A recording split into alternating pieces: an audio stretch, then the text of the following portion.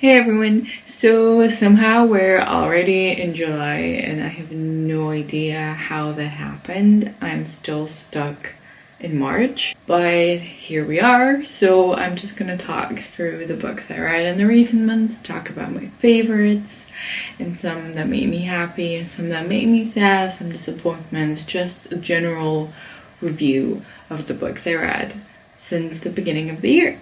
So the first question is, what's the best book you've read so far this year?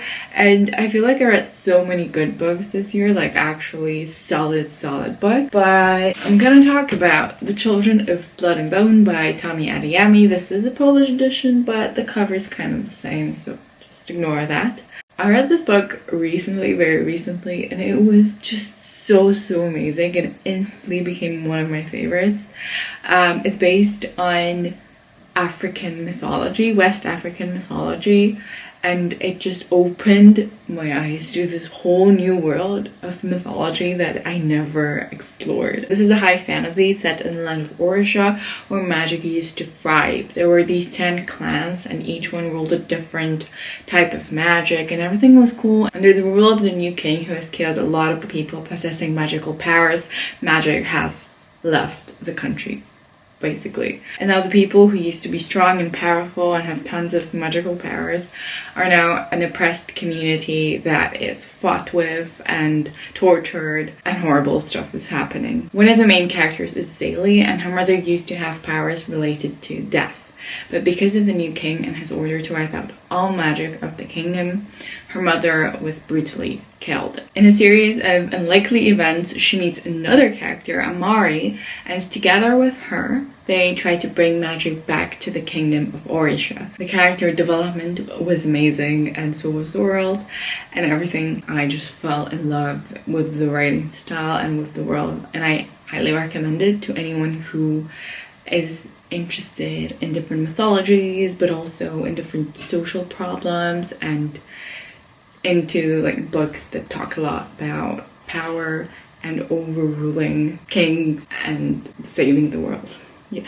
The next question is the best sequel you've read so far this year, and because of this question I was able to put in 2 books that I really love. Because for the first one I initially wanted to go with A Conjuring of Light by V. Schwab. This is the third and the final book in the A Darker Shade of Magic trilogy by her. It's by far like my favorite series of all time. That's a brave thing to say. It's one of my favorite series of all time. So yeah, this trilogy, if you don't know, is set in this amazing world where there are 4 like parallel universes. There's Grey London, and then there's Red London, followed by White London, and then there's Black London, and they're all kind of connected in London, so that's the thing they have in common, but each London is different, and then there's a whole world that's completely different. And when the book is set, there are very few people who can travel between them, and one of these people is the son of the king of Red London. Black London had this plague that just killed everyone because they were overusing their magic, and it ended up killing them all. But this character starts smuggling things through illegally, and one day he smuggles a stone from Black London, which causes a lot of trouble. But this world is just so amazing. The concept is just so wonderful, and I really recommend this book. And this is the third and final one, and it was amazing. It was just awesome, and I loved it. Really. So definitely the best sequel I read this year. So the next question is a new release you haven't read yet but want to. And I'm gonna go with The House in the Cerulean Sea by TJ Klune, which is right here.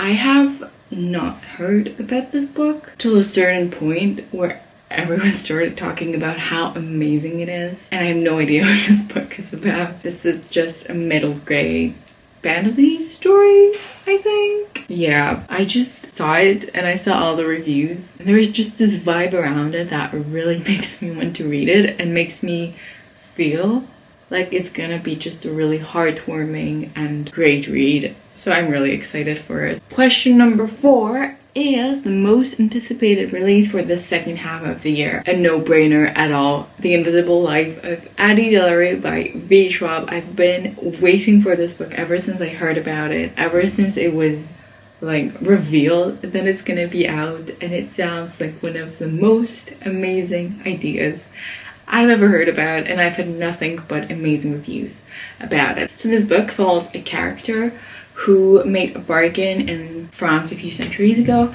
that she will live forever, but the curse is that she will be forgotten by whoever she meets. But everything's fine. She's been living for a few centuries when suddenly she goes into this bookstore and a guy remembers her name. Doesn't that just sound so amazing? I really can't wait for this one, and it's going to be released on October 6th. The next question is the biggest disappointment of the year. For that, I'm going with Truly Devious by Maureen Johnson. I picked this up when I was trying to get back into reading, and everyone was like, this is amazing, this is such a great mystery YA novel, and I was like, sure, I'm gonna read it, and I didn't like it at all. I hardly remember anything, like that says a lot. But this book kind of shifts between two different timelines.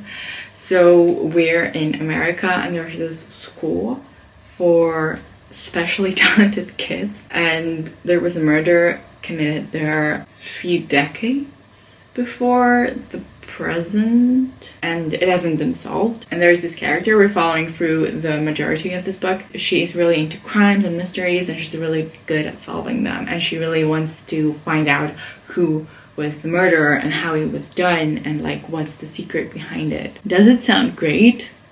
It does, but I still just couldn't see why it was so loved. I didn't connect with any character, and I felt like I was just pushing myself to finish it. So yeah. The next question is the biggest surprise you had this year, and for this I'm going with Heartstopper Volume 1, 2, and 3 really by Alice Oseman. This is a graphic novel that follows two boys. One of them is gay and the other is just trying to come to terms with his sexuality as he's falling in love with a guy. And we follow the story of them, and they're just so cute and funny and adorable, and reading this book just made me smile and laugh countless times. It was such an amazing read and graphic novel, and I will never forget it. And it was definitely unexpected because I just bought it because it was cheap on Amazon, but it was amazing. I recommend it. Highly recommend it. The next question is favorite new author, and that's gonna have to be Tomi Adeyemi. I fell in love with the world she crafted in The Children of Blood and Bone, and in the sequel, The Children of Virtue and Vengeance.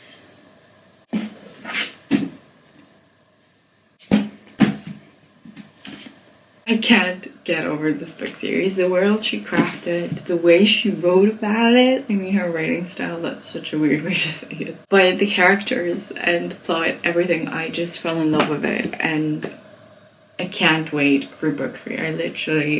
I'm dying waiting for it. But yeah, these books were awesome. And she's definitely become one of my favorite authors. And I'm gonna buy anything she writes. The next is the newest fictional crush. Now with this one, I actually struggled a lot because I realized I don't really have fictional crushes. There are characters I really admire, but they're not like crushes. But if I was to come close to answering this question, that's gonna be, we're going back to this book, you guessed it. Rowan from The Children of Blood and Bone by Tomi Adeyemi. I just really liked him. I thought he was fun and funny, and he brought a lot of humor into the story, and I really liked finding out more about him and more about his backstory. So yeah, he's the answer for this question. Moving on to newest favorite character, and I really don't want to go back to The Children of Blood and Bone, but I have to. I'm sorry, that's the last time I'm referring to it, I think. And that is Amari. I just really liked to see the change she was going through and her development into this very strong character from this scared princess. And I just really liked her character and her personality, and I don't know. She's just a new favorite for me. Next is a book that made you cry. This year, I don't think I've cried in any. I don't think I even just was close to. But if I were to be close to crying, that would be A Conjuring of Light by V.E. Schwab. When I was finishing this book, I'm pretty sure I was just so moved and sad that it's over, because it's my favorite trilogy ever and series maybe, and I was just so happy to be back in this world, but also so sad that it's over, and such a mix of emotions. And I think that this book was the closest I could get to crying this year. Question 11, a book that made you happy, and I could not pick just one for this one, but we're gonna start with The Sun and Her Flowers by Rupi Kaur. So this is a poetry collection. I don't read much poetry, but it's not really about the poems themselves in her collections, but the way they build up and the way they play on each other. As we read on, we move through different phases of sort of healing. I don't know, I don't really remember that much at this point, but I remember reading it. I just felt so touched and moved by the way she wrote about so many important topics, ranging from immigration to sexuality and loneliness and happiness, and a variety of different things. And the way she covered it made me just so happy. I don't know, I felt like I was healing from something with her, and every poem was just one step closer to being happy. So yeah. And we also have Again by Better by Christine Briccio.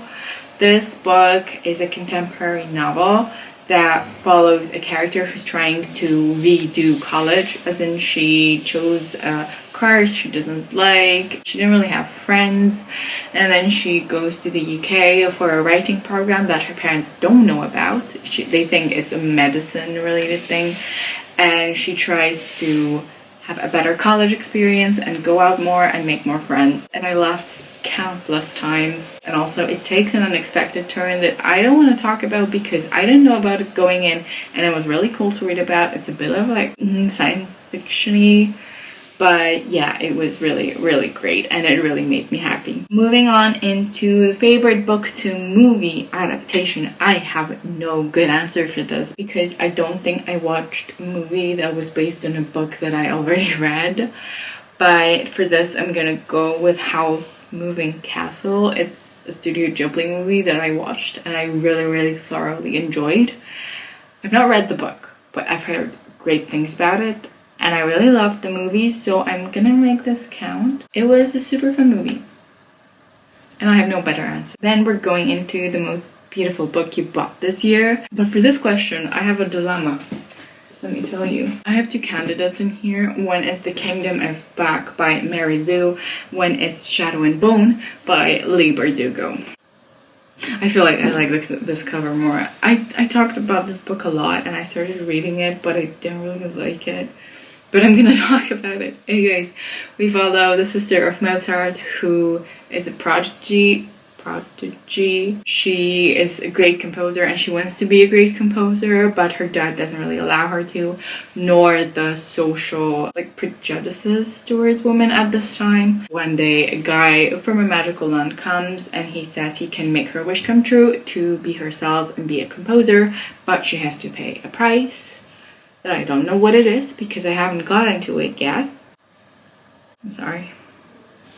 You're still great. And the last question is, what book do you need to read by the end of the year? I really want to finish the Shadow and Bone trilogy. I didn't talk about it, but this trilogy is set in this amazing world of the Grisha, who are people who possess magical powers. That sounds like every fantasy book ever. So this book is set in the Kingdom of Ravka, where there's a shadowfall that is like a huge patch of darkness and monsters in the middle of the country that's separating it and making it weak. And the main character doesn't know that she possesses magical powers, but it turns out that she can be the key to saving the kingdom and destroying the land and bringing it back to its previous glory. Well, another book I really want to get to this year is The Invisible Life of Addie Delarue by V. Schwab that I talked about already. As soon as it comes out, I'm gonna get my hands in it and I'm gonna read it because I'm really, really excited and curious about this book. Also, V. Schwab is amazing, so of course I have to read it. So these are all the questions. Oh my god.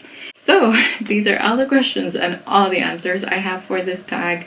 I really hope you enjoy watching it, and yeah, I hope you're having a nice day, and I hope to see you soon. Bye!